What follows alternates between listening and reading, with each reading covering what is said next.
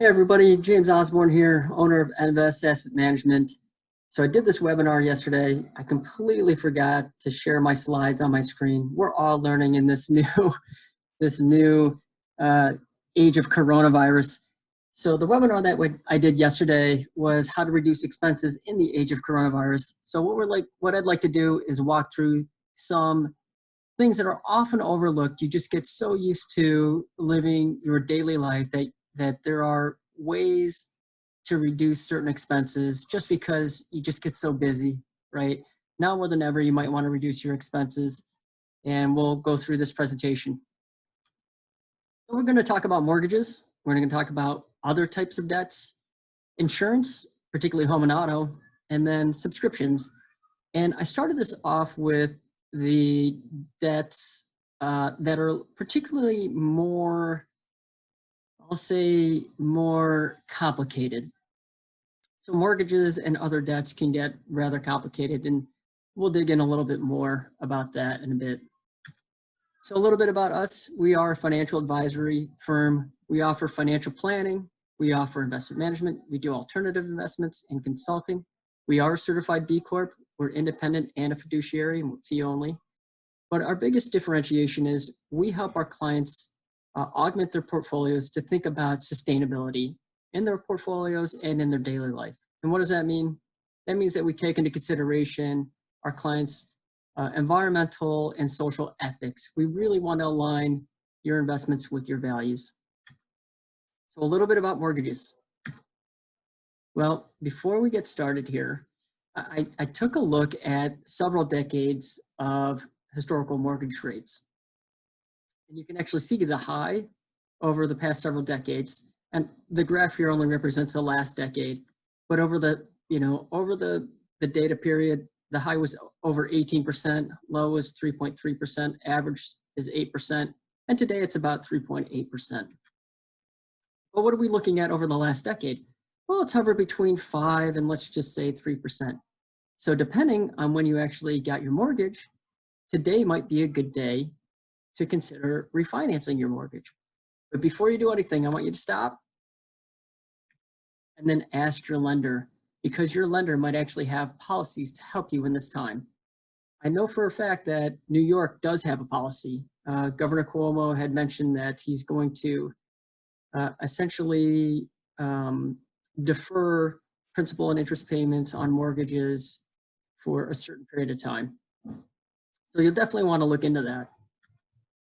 And there's some really big key considerations when you decide to refinance your house. There's so many different types of loans. There's 30-year loans, there's 15-year loans, there's 10-year, there's things called adjustable rate mortgages. I mean, one of the more obvious things to look at is you want to check your interest rate. Is your interest rate higher than what it could be if you refinance? But there's many other variables. There's loan to value of your house, which is equal to the loan amount that you'd be seeking divided by the value of your house. You know, how many years are remaining on your loan? You might only have 10 years remaining on your loan, and getting a 30-year mortgage might result in 20 extra years of payments. And then closing costs. Loans can be rather expensive. I've seen ranges between $5,000 to $14,000 in closing costs. And in fact, we're going to talk about one. So let's run the numbers and take a look. This is a real client of mine. They had a loan outstanding of $46,000, and they would refinance that loan for $46,000. They bought the loan only about a year, or they bought the house only about a year ago, and the interest rate was quite a bit higher than it was just a few weeks ago. It was at 4.125%. When they ended up closing on the loan, they were able to get 3.125%. And again, rates move every day. So there's a bit of luck in this, right? But we can say that certainly the rates have been fairly low and are near historic lows. Their monthly principal and interest, this is principal and interest. It does not include, your homeowner's insurance or your property's insurance. Theirs was originally $2,250. They were able to get it down to $1,900, a little bit more than $1,900. The months remaining on their loan were 352 months, so just under 30 years. Like I said, they bought this house last year, their new loan would be a 30-year loan, 360 payments. Closing costs. So you really have to consider closing costs, because the closing costs on this particular loan was going to be $14,000. And that includes things like your legal, your title, prepaid expenses, and they can really add up. But take a look at the savings, $281 a month. And that's considerable considering that it's going to be a 30-year loan. You know, cumulative savings could be potentially $87,000 a year. But take a look at what they asked. They asked their lender to see if they could do a cashless refinance, which basically means you take your closing costs and then put them up into your loan amount. In effect, what you're doing is just taking out a bigger loan. And in this case, it did not move their interest rate. Some lenders may let you do this, depending on certain factors, but in doing so, the interest rate might increase. So of course, their principal and interest went up because now they have a higher loan amount. So instead of getting a $1,970 loan, they're looking more at like $2,030. Again, their loan is a 30-year loan, so that's 360 months. They won't have any closing costs, and they still save $200 a month, over $200 a month compared to what they had before. And that's cumulative savings of $64,000 a year. They really didn't want to pay this $14,000, but you can see the difference by paying $14,000 up front rather than rolling it into the actual loan amount. You end up saving quite a bit. And this is what it looks like, you know, on the graph here. The green bars are annual savings, so, you know, over $2,000 a year. But take a look at what happens here. You know, the last, you know, year 29, year 30, you end up having to pay where you wouldn't have if you kept with your prior loan. And you could see the cumulative savings in the blue goes all the way up and dips down towards those last few years. So that's a mortgage example. But what about some other debts? Well, another more complicated debt that you might have for parents or students or recent graduates alike, there are student loans. And there are different types of student loans. The federal has all these different types of loans. They've got parent loans, they've got Perkins loans, direct loans, subsidized, unsubsidized loans. But one thing that you can look at is determine, you know, where can I find savings in the loan market? But before you do anything and move forward with a refinance, you want to call your lender, because your lender might actually have policies in place to help you during this time. And the federal government does have policies in place if you have a federal loan to help you in this time. So that's kind of the key differentiation is the federal government does have policies in place to help you. If you're on a federal loan, if you're a private lender, you know, the lender itself, which is usually a bank, they might have a policy as well that can help you. So definitely ask your lender. For the federal government, it's probably your loan service provider. But there are advantages to federal loans. There's income-based repayment plans, meaning as your income goes up or down, your payments, your monthly payments go up or down. There's student loan forgiveness programs. Like I said before, there are programs because of COVID-19 right now. Certainly federal loans offer, I'd say, more flexibility, but they come at a cost, right? They come at a cost of higher interest rates. Private loans, on the other hand, you know, they can have lower interest rates, and you can always refinance from a private loan to another private lender. And actually, let's take a look at an example here. I have a client, doctor. They have a loan of over $340,000 federal loan. They at an interest rate of 7%. Their monthly principal and interest was just under $3,400. The number of months remaining on their loan was 160 months. Here's the catch though. Because this person is a doctor and worked for a public institution, a public hospital, he actually qualified for student loan forgiveness, but he opted out of that for a number of reasons that I'm not going to get into. But those are some of the decisions that you would have to make too, is to figure out whether or not you want to opt out of the federal loan. So what they ended up doing was going with a private loan. loan amount remains the same. Interest rate is dramatically reduced, 7% down to 4.3%. Your principal and interest monthly from almost 3,400 down to 2,600. Number of months on a loan increase. This is a 15-year loan, so that's 180 months. But the savings per month, almost $800 a month. Cumulative savings, $87,000 in cumulative savings. So in this case, a private loan worked out really well.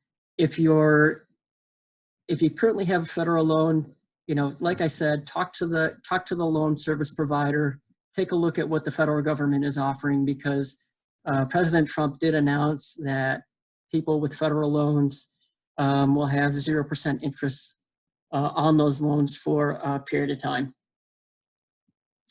So what other debts can you refinance? Well, there's quite a few, and they're often overlooked. So before you do anything, like I said, you want to stop and talk to your lender. There might be policies that the lender has in place to save you money during this time or to help you during this time. The federal government, just issued the stimulus package. We'll dig into that, sometime next week. I'll do another webinar. But the federal government might have policies to help us out in this time. But there's so many loans. We live in a credit nation, right? So take a look at your auto loans. Take a look at your private personal loans if you have any. Take a look at your credit cards. You can actually refinance your auto loans. Good places to look at. Look at credit unions and local banks. Again, personal private loans, you can refinance those. Look at credit unions, look at local banks, and see if they have good interest rates to help you refinance. And then credit cards. There's so many credit card options out there. 0% balance transfers, 0% interest on those balance transfers for 12 months or more. And some of them are offering 0% interest on purchase goods too. So you definitely want to look into this stuff. And it can be overwhelming, but it's certainly worth it in the end. So what about your insurance? Well, home and auto insurance are often overlooked as well. And it's just one of those things that you pay your payment, I don't know, every year, every 6 months, every month, and you just forget to realize that you might be able to save some money there. And it's just like that Geico commercial, you might be able to save hundreds of dollars by switching. Well, I mean, that could actually be the case. So before you do anything though, stop, talk to your insurer, because they may have policies in place that might be able to help you, and you might want to take advantage of that at this time rather than immediately switching. But you can get quotes from so many different insurance companies.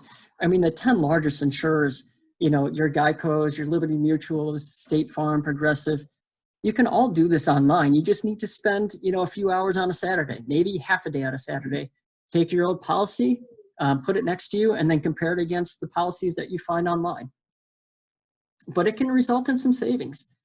So this is my personal policy that I had back in 2018. I said, man, my auto's getting a little high. I've been with Liberty Mutual for a few years, at least 2, maybe 3. And I said, man, I'm paying about $240 a month. Let me start looking around to see if there's anything out there for me. And sure enough, there was. State Farm had a pretty good policy for me, and it ended up saving me about $1,000 a year. So just under $100 a month. I'll take that.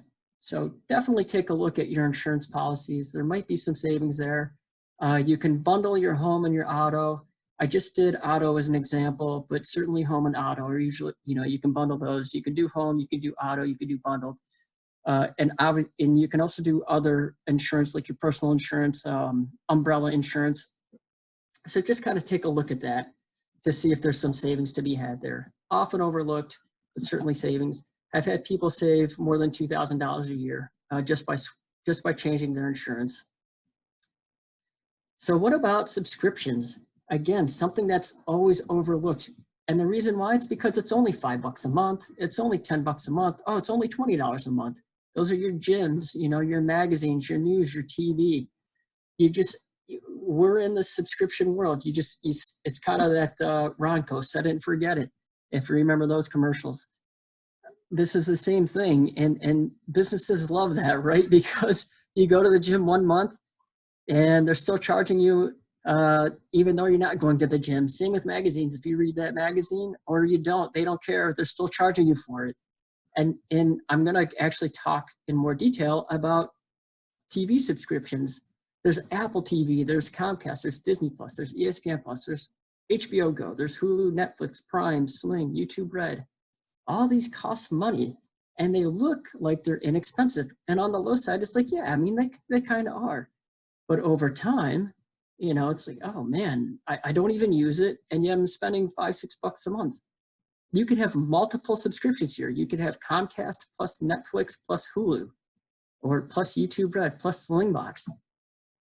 And all of these are very similar programs, right? So you're getting very similar programming, except you're paying for, you know, 3 or 4 different things. You know, on the low side, they, like I said, they could be rather low, but there's tiered pricing too. So Comcast has a tier. Their higher end just for cable is, you know, almost $85. I picked Comcast because that's our local provider here in Fairfield County. What else? Hulu has a low of only $6, but look at how high it is. You know, if you want to get the premium, it's almost $61. Netflix has a tier, Prime has a tier, Sling has a tier. So these are all things that you might want to look at and just say, yeah, am I really using these? Am I going to the gym that much? I mean, certainly not now. You're not. Magazines, am I really reading these magazines? You know, these subscriptions, am I really using all these channels and all these subscriptions? This is real money and real savings. And lastly, before we round out, bonus tip, highly recommend, make sure you check your life insurance. This is just really good risk management.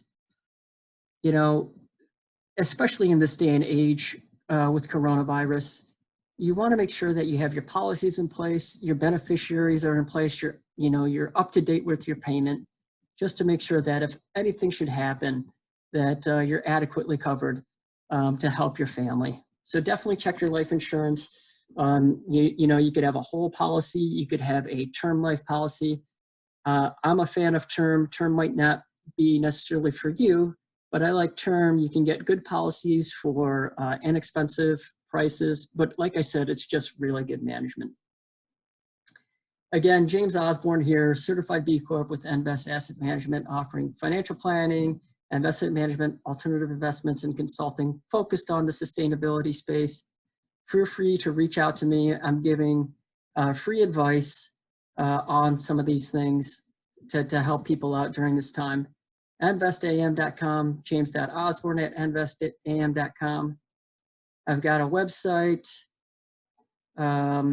On my website, you can actually go to schedule a meeting online.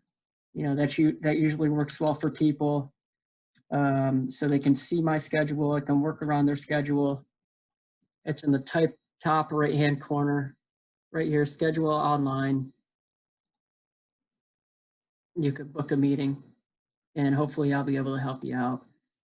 So with that, everybody stay healthy. Thanks for listening. And next webinar, hopefully I get it right. I record it correctly. But thanks again, everybody. Stay healthy. Take care.